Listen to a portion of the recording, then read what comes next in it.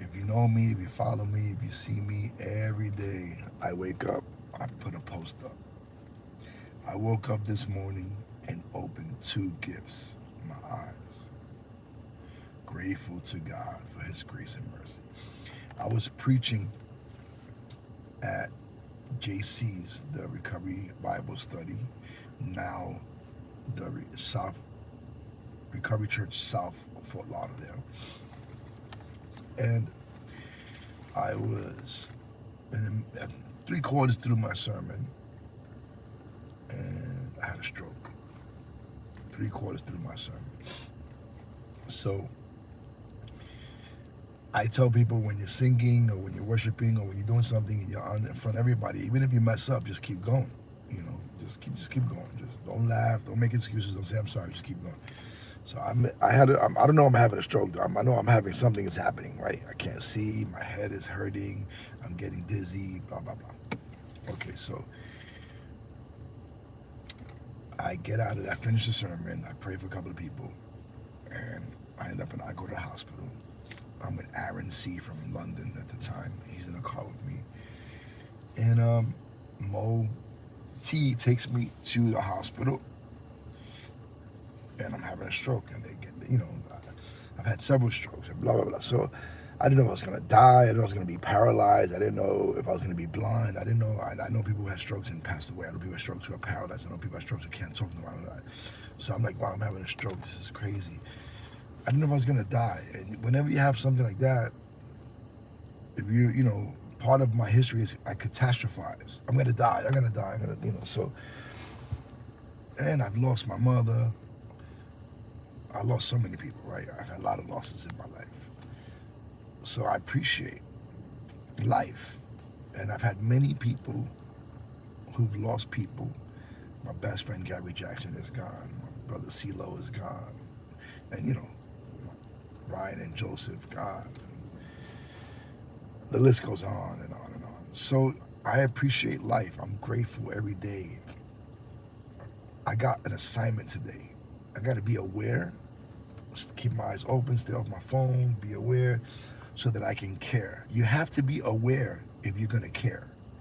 Who's around me? What's going on? Can I make a difference? I want to intentionally make a difference in people's lives. I'm every day, part of my prayers, God, how can I serve you today? How can I make you look good? How can I glorify you? Glorify you is a Christian word. How can I make you look good is more practical. How can I make Jesus Christ look good today? By representing him well, by understanding I'm his ambassador, I'm his representative, that when people see me, they know that I'm a pastor, they know that I'm a Christian, they know that I'm in recovery, they know about Recovery House of Worship, they know, and I want to be able to influence the people intentionally without manipulation, genuinely and authenticity, in a very authentic way, that God has changed my life and I have peace so I can be peaceful. I have joy so I can share the joy. I'm happy so I can love on people. I'm blessed. So I want to be the hands and feet of Jesus Christ. Every day I'm grateful. Every day is an opportunity. Every day I get to love on my family. I just had a nice conversation with my mother-in-law, my wife, kissed my daughter this morning, loved on my dogs, was with my grandkids yesterday, my son, my daughter, friends and family. I've seen hundreds of people get fed yesterday. I was in Brooklyn, Staten Island, Greenpoint. I was at 360 Skimhorn Street, the Next Step Community Church. I was able to see many people get loved on, and I'm very grateful for that. Very grateful. I've been able to be a part of some extraordinary things I would never imagined. I see people get fed in Florida, in California, in England, in New York, and beyond.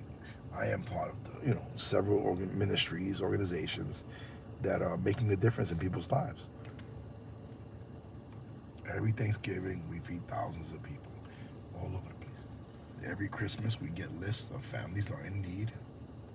You got a 13-year-old son, you got a 9-year-old daughter, you got a 6-year-old son, you got a 4-year-old grandson, and we buy gifts depending on age and gender that the parents give us, and we could gift.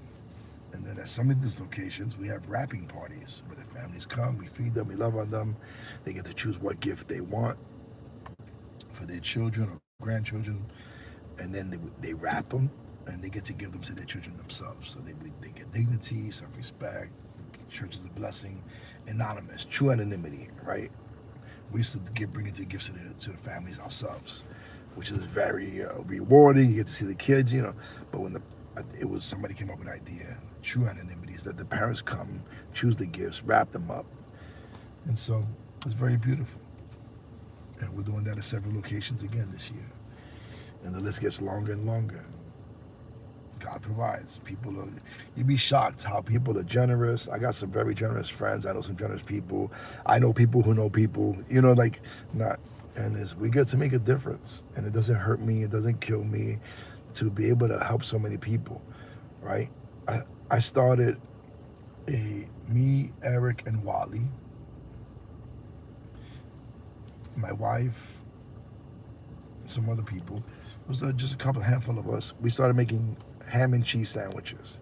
I then realized people don't like pork, so we started making turkey and cheese sandwiches, then peanut butter and cheese sandwiches, and then we in 2003 went to 360 Skidmore Street, and we was able to the soup kitchen with Pedro and Marcos.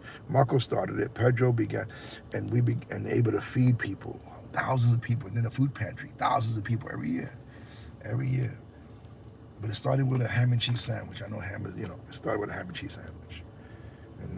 And then they do it here, they do it there, and it's multiplied. To be able to take $30 and start something that now takes thousands and thousands of dollars to feed thousands and thousands of people, that's a miracle, Every Saturday, hundreds of families get food. Every week, hundreds of people get fed hot food, in different locations, not just one location, a lot of places. So it's beautiful when you can make a difference. Somebody said that I'm able to sit under the shade of this tree and enjoy it because somebody planted a seed many years ago. You could plant seeds and impact lives. You could do something today that can help people for years. I'm telling you, I've been to Africa. I've done things. It's doable. If I can do it, you can do it. So very grateful, very blessed. I want to be a fountain that gives, not a drain that takes. A fountain, not a drain. So shout out to all those who've given. Yesterday we had many volunteers at 360, many volunteers in the Bronx, many volunteers in Staten Island, many volunteers in Florida. It takes people to volunteer. It takes teamwork to make the dream work. You can volunteer. Thank you for volunteering. Thank you for giving. People give lots of money. Some people give money that you can't imagine. People give thousands of dollars. People are generous. People are grateful. You can give your time, treasure, or your talents. Pedro and his people were cooking it up yesterday. Megan made an incredible turkey yesterday. This one cooked, that one cooked over there. They cooked yams, cornbread, green bean casserole. Come on, Aaron. All right. I love you guys, man. RHOW.org for Recovery House Worship. We're on Zoom several times a week. We have the Purpose Driven Life group starting in January on Wednesdays at 5 p.m. We got marriage group every Saturday at 11 a.m. Eastern. We have Sunday service online every Sunday 5 p.m. Eastern. Pastor Randy's will be talking about gratitude tomorrow. No, not tomorrow, Sunday. It's going to be good. Can't wait. So, love you guys. God bless you. RHOW.org.